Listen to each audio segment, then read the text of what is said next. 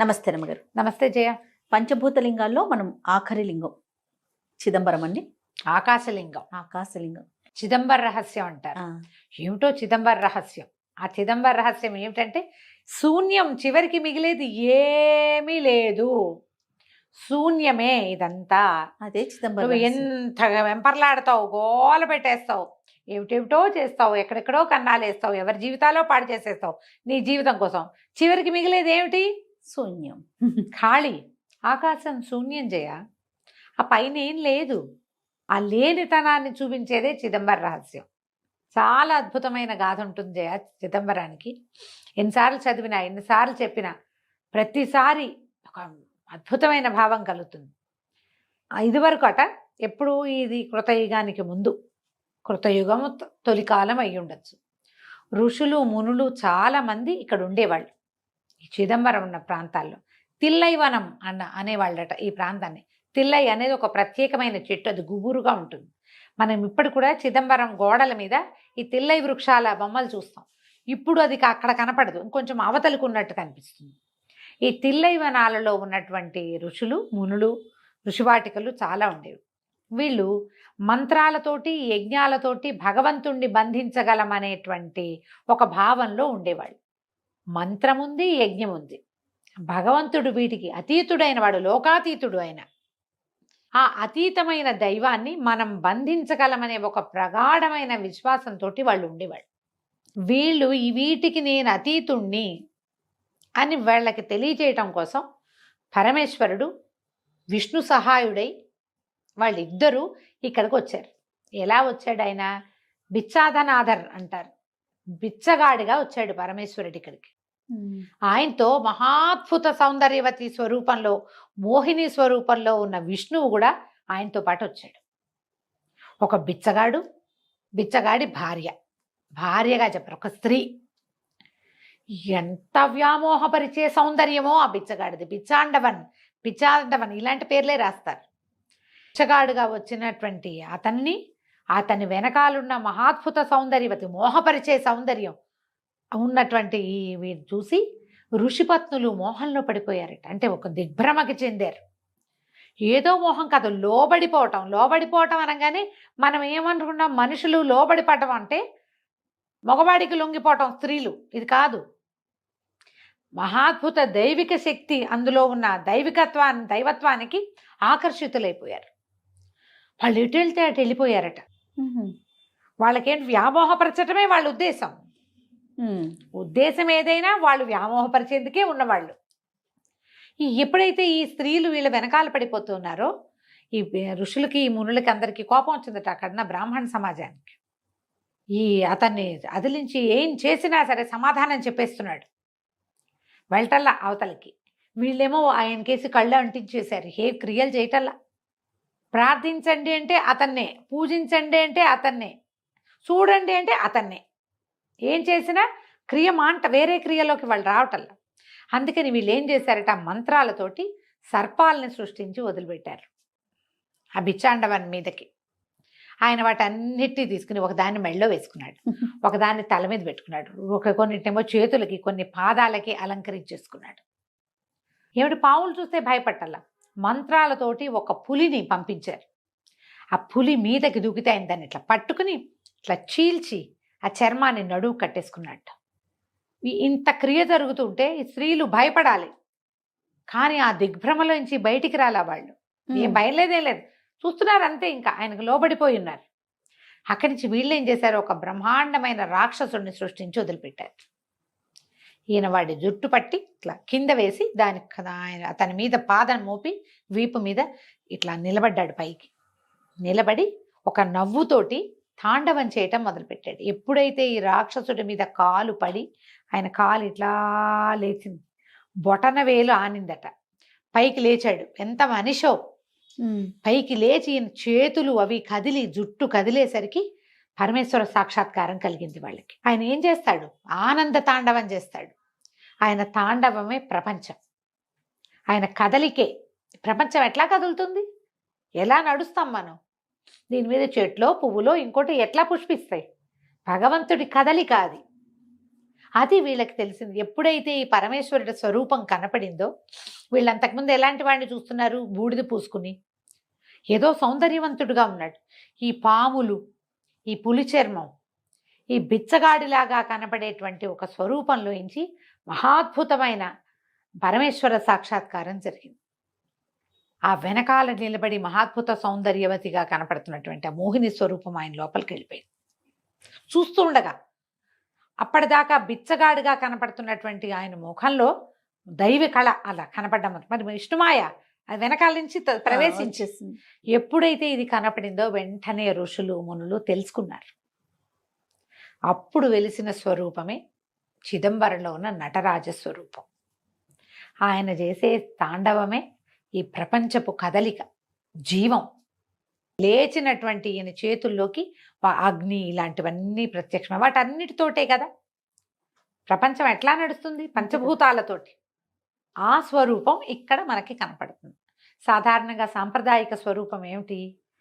మనకు తెలిసేది శివలింగమే. శివుడు ఒక మానవ స్వరూపంలాగా కనపడతాడు. ఇక్కడ నటరాజ స్వరూపం మనం ఎక్కడా చూడం అట్లా. పైగా ఇది ఎట్లాంటిది? ఈ స్వరూపం ఎలా కనపడుతుంది? ఏదో నిలబడి ఉన్నదో, పడుకుని ఉన్నదో, కూర్చుని ఉన్నదో కాదు. తాండవ స్వరూపం, నాట్యభంగిమలాగా కనపడుతుంది. ఇక్కడే భరతముని ఈయన్ని ప్రార్థించి భరతనాట్యాన్ని రూపొందించాడు. భరతముని రాశాడు, ఆ పుస్తకం రాసుకున్నాడు. నాట్యం ఇక్కడి నుంచే పుట్టింది. భగవంతుడి యొక్క హేళా లీలా విశేషాలే ప్రపంచం యొక్క కదలికలు, పోకడలు. ఇక్కడ మనం ఆ స్వరూపాన్ని చూస్తాం. పెద్ద దేవాలయం, దాదాపుగా ఒక 250 ఎకరాల స్థలం ఉంది. అది అన్నీ ఆక్యుపై అయిపోయి ఉంటాయి. ఇప్పుడు పురాతన కాలంలో అంత ఉండేదట. అయితే వరదరాజ పెరుమాళ్గా మోహిని స్వరూపంలో ఉన్న విష్ణువు ఇక్కడ వెలిసి ఉన్నాడు. నటరాజ స్వరూపం చూస్తాం. అక్కడి నుంచి ఒక స్ఫటిక లింగాకృతిలో స్వామివారు మనకి దర్శనమిస్తాడు. నటరాజ స్వరూపం స్ఫటికలింగంతో పాటుగా ఎప్పుడైతే ఈ స్వరూపంలో నటరాజుగా కనపడ్డాడో ఆ తర్వాత వాళ్ళకి స్వామి మాయమయ్యి అక్కడ ఒక ఖాళీ తెలిసింది. ఒక బిలంలాగా ఉండి అంతా అందులోకి వెళ్ళిపోతున్నట్టుగా కనపడింది ఋషులకి. ఇంత ప్రపంచము, ఈ తిల్లైవనాలు అన్నీ పోయినాయి అందులోకి. తీరా అక్కడ చూస్తే ఏముంది? శూన్యం, ఏమీ లేదు. ఆ శూన్యంగా ఉన్నదాన్ని ఆకాశలింగంగా ఇక్కడ మనకి దర్శనం చేయిస్తారు. అది మనం చూస్తాం. ఇక్కడ స్వామి ఈ స్వరూపంలో వెలిశాడు. అతిపెద్ద దేవాలయం. ఎన్ని ప్రాకారాలు, ఎన్ని గోపురాలు, ఎంతంత ఎత్తో, ఏమి కట్టుబడో. నడిచి నడిచి నడిచి నడిచి కాళ్ళు పడిపోవాల్సిందే. అమ్మవారు ఎంత సౌందర్యవంతంగా కనపడుతుందో, వరదరాజ పెరుమాళ్ళు ఎంత అద్భుతమైన దర్శనం ఇస్తాడో. జీవితంలో ఒక్కసారైనా చిదంబరం చూసి తీరాలి. మనకి అప్పరు, జ్ఞాన సంబంధర్, మాణిక్యవాచకర్ ఇలాంటి పేర్లున్న సుందరమూర్తి నాయనార్లు, ఈ నాయనార్లందరూ కూడా నందనారు, ఆ నందనారు వీళ్ళందరూ కూడా ఈ చిదంబర స్వామి సేవలో పునీతులయ్యారు. ఒకసారి 6 సేవలు చేస్తారు రోజుకి. ఒక్కొక్క స్వామికి ఒక్కొక్క పేరుంది. తిరుమేని, సకల తిరుమేని, నిష్కళంక సకల తిరుమేని ఇలాంటి పేర్లతోటి పిలుస్తారు. మనకి స్ఫటికలింగం చక్కగా కనపడుతుంది. నటరాజ స్వరూపంలో ఉన్న స్వామిని కూడా మనం దర్శనం చేస్తాం. అయితే ఇప్పుడు ఆకాశలింగం చూడాలి. తీసుకెళ్తారు అక్కడికి. ఒక కర్టెన్ అడ్డు ఉంటుంది. తెర తొలగిస్తే బంగారు బిల్వపత్రాలు వేళ్లాడుతూ కనపడతాయి మనకి. వాటి వెనకాల ఒక ఖాళీ ప్రదేశం కనిపిస్తుంది. ఖాళీయేగా అనిపిస్తుంది, ఖాళీ కాదు. మనం శివలింగాన్ని పూజిస్తాం. తర్వాత నటరాజ స్వరూపంలో స్వామి కనపడతాడు. అంటే సగుణ బ్రహ్మ భగవంతుడు మనం పూజ అందుకోవడానికి వీలుగా మనకొక స్వరూపాన్ని చూపిస్తాడు. నువ్వు రోజు రూపానికి పూజ చేస్తావు, రూపానికి అభిషేకం చేస్తావు, రూప ధ్యానమే చేస్తావు. అక్కడి నుంచి ఆ రూపంలో నుంచి రూపం లేకపోయినా పూజ చేయగలిగే దారిలోకి మనం వెళ్ళాలి. నటరాజును చూస్తాం, పెద్ద మనలాగానే స్వరూపం, కాళ్ళు, చేతులు, కళ్ళు, పెదిమలు అన్నీ ఉన్నట్టుగా కనపడుతున్న స్వరూపానికి పూజ చేస్తాం. తర్వాత ఆయన తాలూకు రూపమే ఒక చిన్న స్వరూపంగా కనపడే లింగ పూజ చేస్తాం. దాని తర్వాత ఇంత కాళ్ళు చేతులు ఉన్నవాడిని, ఎంతో స్వరూపంగా కనపడ నాట్యం చేస్తున్న వాడిని పూజించి, చివరికి ఒక చిన్న లింగ రూపిని పూజించి, లింగ రూపిని దాటాక మనం ఏం చేయాలి? నిరాకారుడైన పరబ్రహ్మని పూజించాలి. ఆ శూన్యం వైపు ప్రయాణం చేయాలి. ఆ ప్రయాణం చిదంబరంలో జరుగుతుంది. ఇప్పుడు మనం ఉన్నాం, అన్నీ ఉంటాయి, కరచరణాదులు బోల్డ్ ఉంటాయి, వీటికి బోల్డ్ అని వ్యవసాయాలు ఉంటాయి, రకరకాల పనులు చేస్తాం, ఏంటో చేస్తాం. దీని అంతకి ఆధారం ఏమిటి? ఇక్కడ ఉంది ఒక్క జ్యోతి, అక్కడికి వెళ్ళాలి. జ్యోతిని దాటాక పరంజ్యోతే. ఇంకా ఇప్పుడు దీన్ని దాటాక ఇది పోతే ఎక్కడికి వెళ్తుంది? అది ఎక్కడికి వెళ్తుంది? అది వెళ్ళేది ఎక్కడంటే ఈ ఆకాశలింగం. ఇది ఎక్కడికి చేరాలో దానిని మనకి ఇక్కడ ఏమీ లేదు, ఈ నాదనే ఈ వెంపర్లాటని దాటు, ఇదే భగవంతుడనే దాన్ని దాటు, ఇవన్నీ దాటితే నువ్వు చేరేది శూన్యం. ఆ శూన్యమే భగవంతుడు. అక్కడికి చేరే దారిని చిదంబరం మనకి ఒక రోజులో చూపించేస్తుంది. నువ్వు ఊరికే చూసొచ్చేస్తావు, అన్ని క్షేత్రాలు చూస్తావు, ఇది కూడా చూస్తావు. మనం అలా చూడకూడదు. ఏం చెప్తున్నాడో చూడడానికి ప్రయత్నం చేయాలి. ఓసారికి అయితే అర్థం కాదు, ఒకసారికి అర్థం కాదు, ఓసారి చదివితే అర్థం కాదు, ఒకసారి వింటే అర్థం కాదు. ప్రయత్నం చేస్తూ ఉంటే ముందు నేనెవరో తెలుసుకో, మనం ఎవరమో తెలుసుకోవాలి. అక్కడి నుంచి ఈ నేను ఏ నేను నుంచి వచ్చింది, అసలు నేనన్నదే లేదని, ఉన్నదంతా ఒకే పరబ్రహ్మమని, అక్కడి నుంచే ఈ నేననే పదార్థం పుట్టిందని, నేను పోయాక ఇది వెళ్ళేది అక్కడికేనని మనకి తెలుస్తుంది. ఆ తెలుసుకోవడం కోసమే చిదంబరాన్ని చూడండి. విశాలమైన దేవాలయము, అద్భుతమైన శిల్పకళ, ఎన్నో మండపాలు, గోపురాలు, ప్రాకారాలు, పూజా విధానాలు, చక్కగా వినపడే తమిళ తేవారాలు. మనకేం అర్థం కాదు జయ, కానీ వింటుంటే భలే బాగుంటుంది. అవును, ఎంత బాగుంటుందో, మహారుచిగా ఉంటాయి అవి వినడానికి. వీటన్నిటినీ చూసేందుకు జీవితంలో ఒక్కసారైనా చిదంబరాన్ని దర్శనం చేయండి. అయితే ఇది మనకి చిదంబరం దేవాలయాన్ని గురించి ఒక ప్రత్యేకమైన విషయాలు కొన్ని చెప్తారు. ఇదంతా మా మానవ జీవన చిత్రంగానే మనకి కనపడుతుంది. అయితే 9 ముఖద్వారాలు ఉన్నాయి దేవాలయానికి. మానవ దేహంలోని నవరంధ్రాలు అవి, అట్లా చెప్తారు. అయితే ఇక్కడున్న శివుణ్ణి పంచసభాపతి అని పిలుస్తారు. సభాపతి. ఇక్కడున్నది ఒక సభ, మొత్తం 5 సభలు ఉన్నాయని. ఈ తమిళనాడులోనే ఈ 5 సభా దేవాలయాలు ఉన్నాయి. అన్ని చోట్ల ఇట్లాగే చిన్నగా నాట్యం చేస్తున్న పరమేశ్వరుడి దర్శనమే అవుతుంది. చిత్సభ, ఇది చిత్సభ. తర్వాత ఏమో తామ్ర సభ, రజత సభ, చిత్రసభ, అలాంటి రత్నసభ, ఇలా సభాపతిగా చెప్తారనమాట. ఇక్కడున్నది ఒక సభ, చిత్సభ. ఈ చిత్ అంటే ఏం లేదు, ఏమీ లేనిది, నిర్మలమైనది ఇక్కడ ఉన్నది. అయితే ఇప్పుడు 9 ద్వారాలు చెప్తున్నావా, ఇవి. తర్వాత మన పైన బంగారు రేకులు కప్పి ఉంచారు దేవాలయంలో పైన. ఈ బంగారు రేకులు, వాటికి పెట్టిన మేకులు, ఇవన్నీ కూడా మానవ జీవితానికి సంబంధించినవి. 72,000 మేకులతో బిగించారట. మానవ దేహంలో ఉన్న 72,000 నాడులు అవి అని చెప్తారు.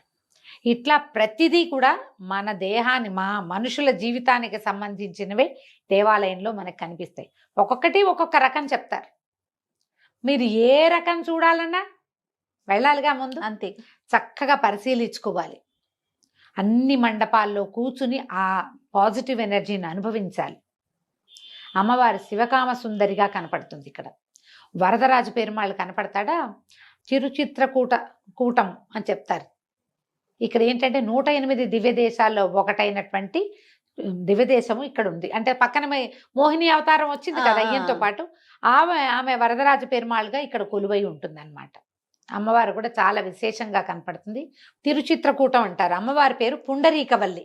108 దివ్యదేశాల్లో ఒకటైన దివ్యదేశం ఇక్కడ ఉందన్నమాట. దీంట్లో ఇంకొక ప్రత్యేకమైన సంగతి చెప్పాలి. మామూలుగా మనకి దేహంలో 5 కోశాలు ఉంటాయి, తెలుసు కదా, పంచకోశాలు. పంచకోశాంతర స్థిత అమ్మవారిని అలా చెప్తారు. మొదటిది అన్నమయ, ప్రాణమయ, మనోమయ, విజ్ఞానమయ, ఆనందమయ కోశాలుగా ఉంటుంది. మానవ దేహం 5 కోశాల్లో ఉంటుంది. మనం మరణించినప్పుడు వెళ్ళిపోయినాక అన్నీ కలిసిపోయి ఆనందమయ కోశం మనని అనుసరిస్తుందంటారు.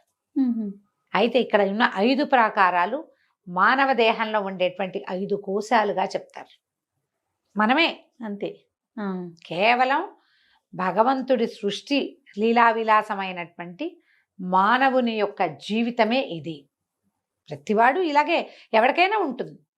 ఇన్ని కోశాలు ఉన్నాయని మనకు తెలీదు, తెలుసుకోము. నవరంధ్రాలు మనకి తెలుసు. ఇప్పుడు మనకి షట్చక్రాలు తెలుసా? అవును. కట్ చేస్తే కనపడవుగా, కనిపించవు కానీ ఉన్నాయి, ఉంటాయి కదా. ఎలా ఉన్నాయో ఈ కోశాలు కూడా అలాగే ఉన్నాయి. అవి అవి కూడా అలాగే ఉన్నాయి. అది మనకి కనపడని విషయము ఉంది, కనిపించే విషయం కూడా ఉంది. రోజుకు 6 సార్లు సేవ చేస్తారు స్వామికి. చాలా విశేషంగా కనపడతాయి. ఆఖరి సేవ ఈ ఆకాశలింగ దర్శనం చేయిస్తారు. ఆకాశలింగాన్ని దర్శనం చేసుకోండి.